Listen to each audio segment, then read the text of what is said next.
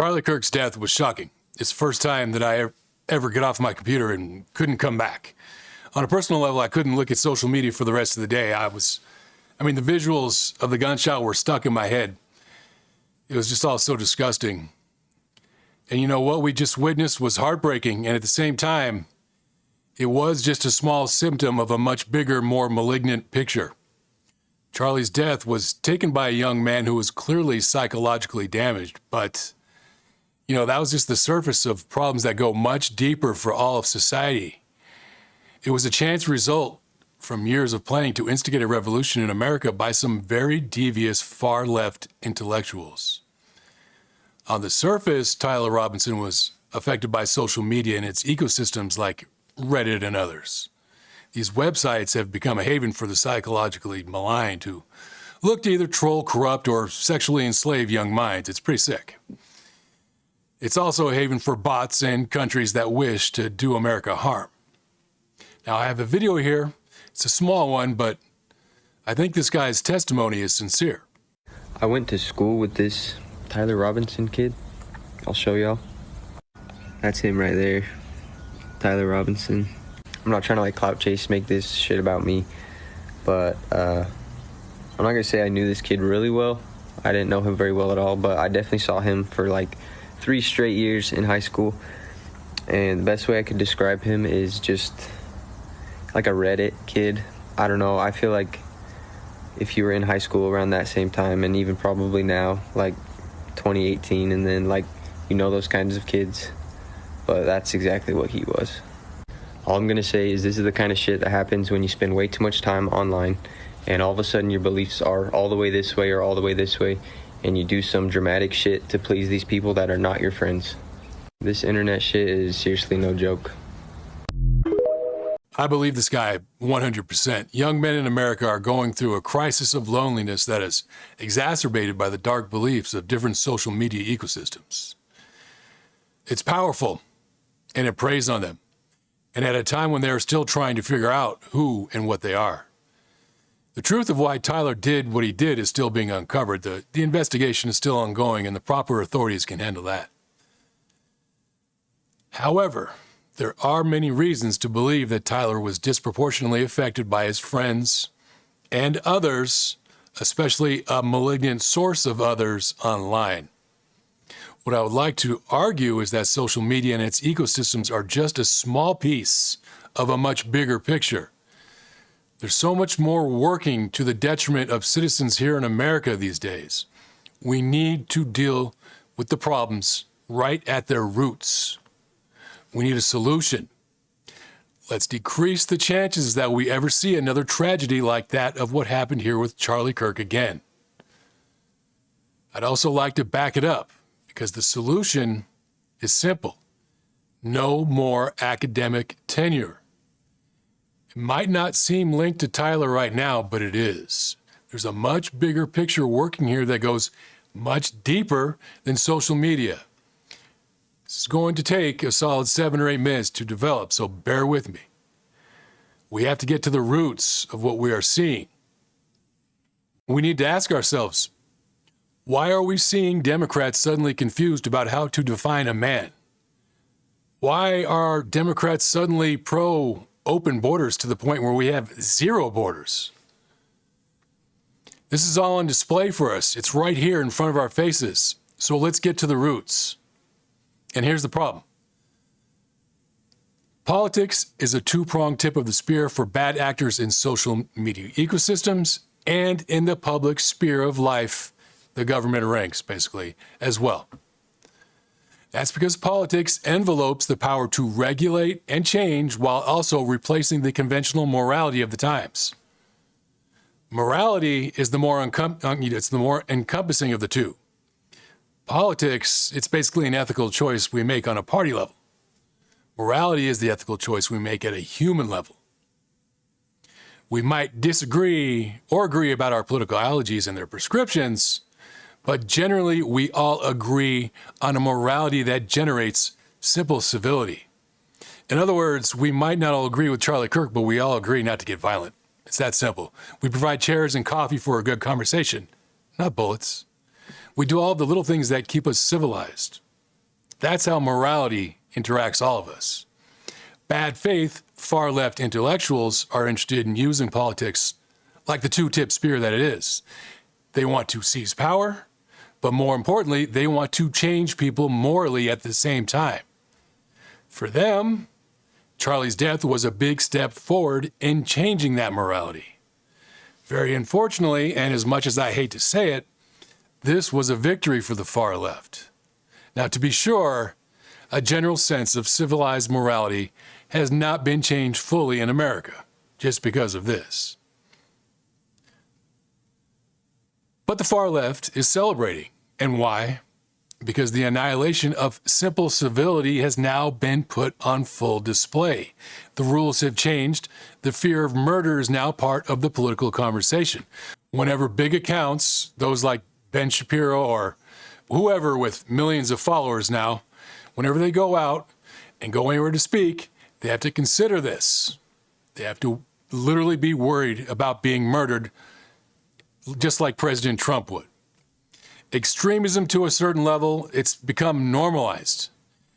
This is their dreams. This is the far left dreams. It's their dreams of a revolution coming closer. And have no mistake about it, this revolution is one of the goals of today's sinister influences from the far left. Democrats, and let me make sure I make this clear, not all of them, but the Democrat Party has been maligned by foreign influences like China and Mexico and insidious intellectuals who produce literature, teach at universities, and produce content in general, all in the name of taking down America. It is then boosted out into the public by many of their weak-minded voters who are too incompetent to see how they are being used, all while there are those innocent ones on the left who are just too busy in life to see the changes. I'm going to prove it to you and show you the solution to it. The problem we're seeing with the left involves cultural Marxism injected with postmodernism. It's basically a species of the genus Marxism. The end goal is a cultural revolution. Now, I want to stress again, this is not everyone on the left. There are good people who work jobs, have friends and family, and who genuinely are too busy to understand the depth of their own political party, especially the far left. As a matter of fact, we can go beyond the left. A large chunk of America is still either independent or not political. They have nothing to do with political operation by extremists.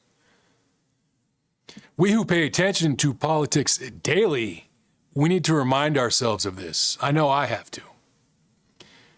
At the same time, however, those good people, they don't invalidate the insidious reality of the intellectual elites of the far left. Those far left intellectuals are the ones with devious intentions. They control the goals, the literature, teachings, and operations of the left, especially at their universities.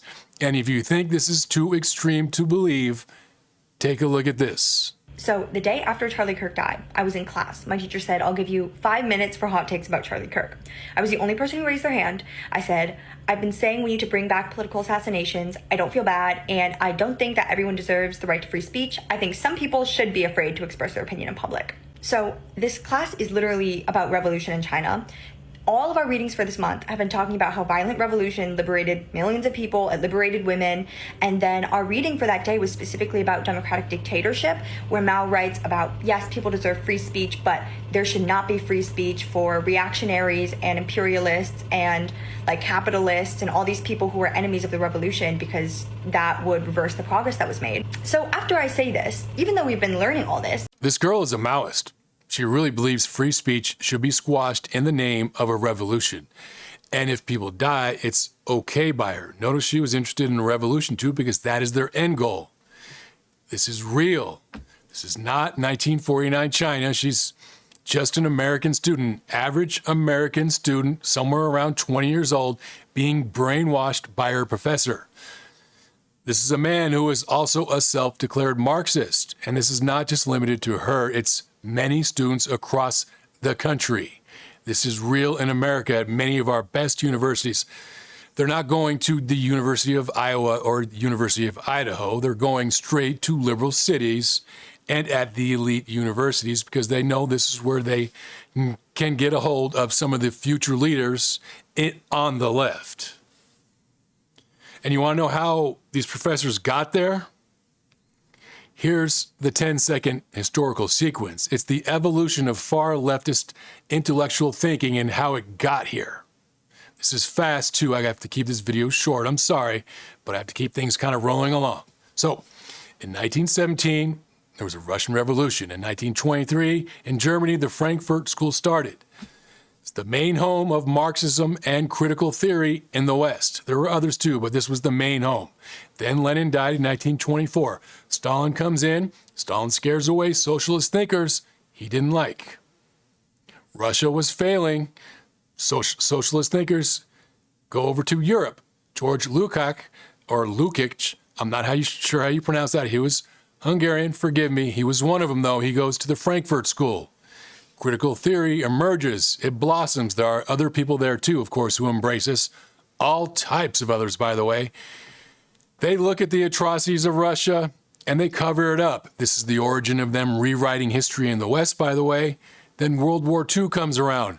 Socialists infesting Germany come over to America. Where do they come? The Eastern Seaboard. The Eastern Seaboard gets hit hard, especially Columbia University. Notice that Columbia University is the pinnacle of protesting today. It's because that was the beating heart of it all. Socialists spread into other universities in our country, especially in liberal cities, because like I said before, they want to infect other liberals who hopefully they believe will attain higher government positions or ranking in society in general. Where do they go? Of course, they don't go to the physics department. They go to liberal arts, and most of them go into sociology. These are the far left radicals who now write books, teach students, and operate the far left of the Democrat Party. Here are the problems we are infected with due to these anti-American people who have been poisoning our nation for so long. It's taken them a while, but you can see this in America right now. The creation of invalid racism offenses. How many times have we seen that? Continual change to create confusion. Notice the Democrat Party can never really form a consensus without it changing the week after. The teaching of sex and homosexuality to children. Yeah, you've seen those books being handed out to kids right now. The undermining of schools and teachers' authority. Huge immigration to destroy identity. They tried to tell you that the Great Replacement theory is some kind of conspiracy theory. The promotion of excessive drinking. The emptying of churches. We saw the emptying of churches during COVID. They weren't able to do this very well prior to then. Boy, did they come out of the woodworks and shut down those churches once they had the power. An unreliable legal system with bias against victims of crime. They want to defund the police. Dependency on the state and state benefits. They have been increasing the welfare system.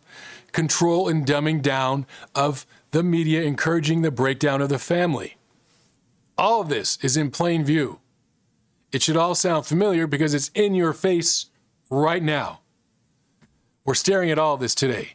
These goals have been accomplished in the name of trying to attain a cultural revolution. They're not there yet, but they are on the path. It's not full-fledged, but it's undeniable. All you have to do is open your eyes. Problems continue to get worse as well. We've got queer theory, feminism, misdirected ideas about patriarchy. So many of these things persist. And guess what? Cultural Marxism isn't the only problem, too. It's the beating heart of all of that. But up until 2025, we also had laws that allowed Middle Eastern countries to buy off our universities as well. This problem started with Saudi Arabia, then moved on to Qatar. Section 117 of the Higher Education Act was simply being ignored. The money and where it was going was supposed to be made public. And we're not surprised by that because it's the leftists who generally control these universities. Is it any surprise they're going to cover up the money they receive? Universities were taking donations from whomever they wanted, all without having to report what they were doing with the money to any form of government accountability. Big money contributed to big endowments. Ever see Harvard's endowment? University leftists just swept it all under the rug and kept it secret. We all know what happens when billions of dollars get spread around with no accountability, too. Huge problems arise. Favors get granted. Pro-Islamic student action committees got set up, and student offices on campuses were directed to aid them. And you know what else happened? More anti-American professors got hired. For example, Hatem Basim of UC Berkeley. This guy was founder of the American Muslims for Palestine, helped found the first Students for Justice in Palestine, embraced Intifada in a public speech in San Francisco, and has alleged ties to the Muslim Brotherhood. Basically, our universities compounded the Marxist problems and got even more radicalized with this infusion of cash from the Middle East. They let big money control them. Now we have many student action committees and numerically more insidious professors engaging in school functions, organizing protests, and influencing students in the name of hating America. Thankfully, we have Trump because Trump did address this problem in April of this year. He followed up and enacted legislation that requires our new Secretary of Education, her name is Linda McMahon, to make sure universities report the money they receive and account for what they do with it. She's going to enforce Section 117, not let them get away with doing whatever they want to get away with. Unfortunately for us, here in society, the damage has already been done. Now we have Marxists and alleged Muslim Brotherhood sympathizers teaching in our universities.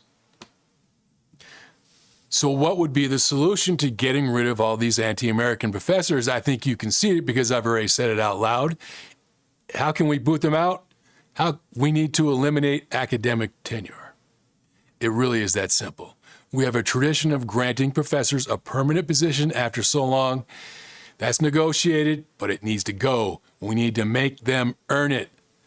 They need to produce for America and in good faith. We can't have radicals come to our schools, teach our kids to hate America, and breed more leftists who go out into government ranks and continue to hate America. All this reflects on society, brings America down, and ends up doing things like creating this underclass of people who exist in the ecosystems of the internet, on Reddit, on different forms of social media, and they get their thinking from up above in the literature of these people who produce this stuff, and then they come in and infest the younger minds, people like Tyler Robinson.